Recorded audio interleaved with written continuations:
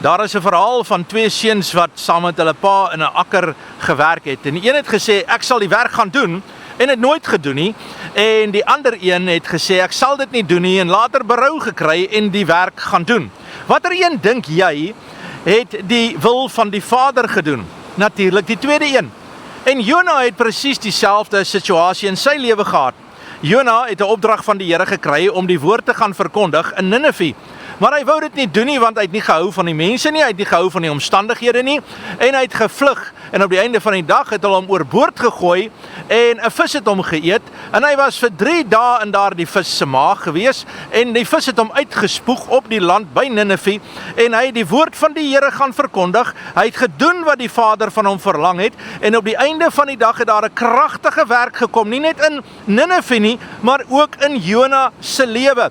En ek wil dit vandag vir jou sê, wanneer jy God se wil beginne doen, dan verander die omstandighede nie net om jou nie, maar ook in jou. En dit is die groot krag vandag, dat daar lewe sal kom, dat daar herstel sal kom binne in jou lewe.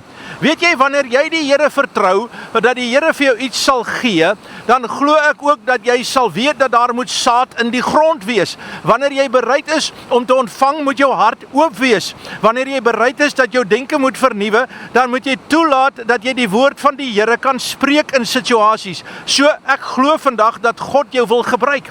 Jona 2 vers 9 sê hierdie woorde: en daarenteen sal ek u offer met 'n stem van lof, wat ek beloof het, sal ek betaal. Die heil behoort aan die Here. Wat sê hy? Ek sal doen wat die Here vir my sê om te doen, en ek sal die lof en die eer aan die Here gee. Ek sal my geloftes betaal. En ek wil vandag vir jou sê, jy hoef nie in die situasie te bly waar dinge nie uitwerk nie. Ekskuus tog. Jy hoef nie in die situasie te bly nie.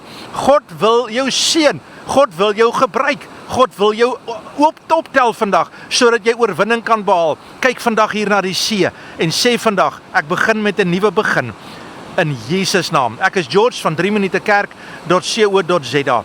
Kom ek bid saam met jou. Ons Hemelse Vader, ek dank U dat U goed is vir ons. En ek dank U, Here, dat ons vandag in ons hart, Here, 'n besluit kan neem om te betaal die beloftes en in U heil te kan beweeg. Ons eer U, Here, daarvoor in Jesus naam. Amen. En God bless you.